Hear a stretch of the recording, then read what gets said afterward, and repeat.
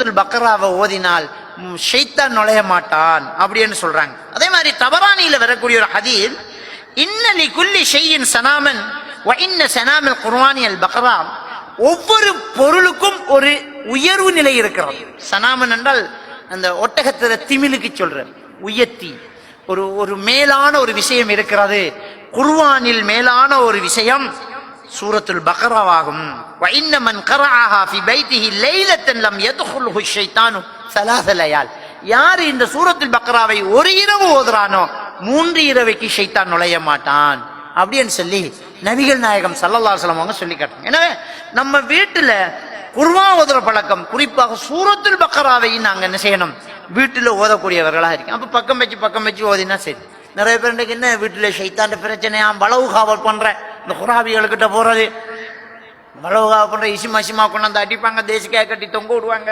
என்னையா வீட்டுல ஷைத்தாண்ட ஊசலாட்டம் இருக்கலாம், வீட்டுல ஷைத்தாண்ட ஊசலாட்டம் இருக்கலாம். ஷைத்தான் குடியிருக்கிற இடமா நீங்க வீட்டை வச்சு அவன் வந்து ஊசலாடுவாங்க.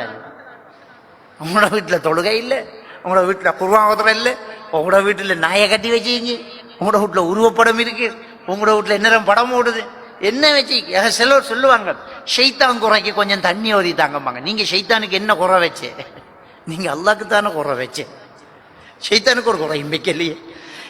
குர்ஆன ஓதணும் நம்ம வீட்டுல. அதுலயும் குறிப்பாக சூரத்துல் பக்ரா ஓதினால் 3 நாளைக்கு என்ன செய்ய மாட்டான், ஷைத்தான் நுழைய மாட்டான் அப்படிங்கிற விஷயத்தை நபிகள் நாயகம் ஸல்லல்லாஹு அலைஹி வஸல்லம் அவங்க நேராங்க சொல்லி காட்டுறாங்க. ஏன்னா நம்ம வீடு ஒரு பரக்கத்தான ஒரு சுபிட்சமான ஒரு வீடாக இருக்கணுமாக இருந்தால் வீட்டுல தொழுகை இருக்கிற மாதிரி குர்ஆன் ஓதுறது இருக்கணும். எங்க இருக்குது, எங்க குர்ஆன் ஓதுற சத்தம் கேட்குது.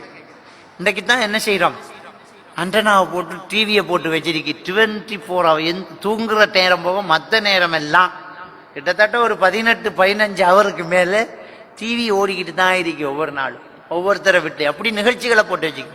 குர்ஆன் ஓதுறது எப்ப, எங்க குர்ஆன் ஓதினது? சில வீடுகளை போய் குர்ஆனை எடுத்தா புழுதி தடுமலாகுது, எடுத்து விரிச்சு எவ்வளவு நாளாகுது. ஆனா ரிமோட் மட்டும் புதுசா இருக்குது, அது மட்டும் எழுத்து தேஞ்சு பயன்படுத்தப்பட்டதாக காட்டுது. ஏன் இந்த நிலைமை? இப்ப நம்ம வீட்டுல குர்ஆன் ஓத ஒவ்வொரு நாளும் வீட்டுல குர்ஆன் ஓதுற ஒரு சூழல் நமக்குள்ள இருக்கணும். நமக்கு இறைவன் தொடர்பு தாரதான், இறைவனோட பேசுறோம் நாம. அல்லாஹ் அறைக்கி வைத்த ஒரு வஹி, எவ்வளவு ஒரு புனிதமான. ஒவ்வொரு நாளும் சமைக்கிறோம், ஆனா எப்போவாச்சும் ஒரு நாள் தான் குர்ஆன் ஓதுறோம். இந்த குர்ஆனை எடுத்து ஓதக்கூடிய ஒரு நிலை வீட்டுல கட்டாயம் ஆக்கி கொள்ளுங்க. பெண்கள், ஆண்கள், பிள்ளைகளை டைம் ஒதுக்கி ஒவ்வொரு நாளும், மகன் இன்றைக்கு குர்ஆன் ஓதினீங்களா, ஒரு பக்கமாச்சு நம்முடைய பிள்ளைகள் குர்ஆன் ஓதணும். அந்த வீட்டுல குர்ஆன் ஓதக்கூடிய ஒரு வீடாக அந்த வீட்டை அமைக்கணும். அது ஒரு முக்கியமான ஒரு விஷயம்.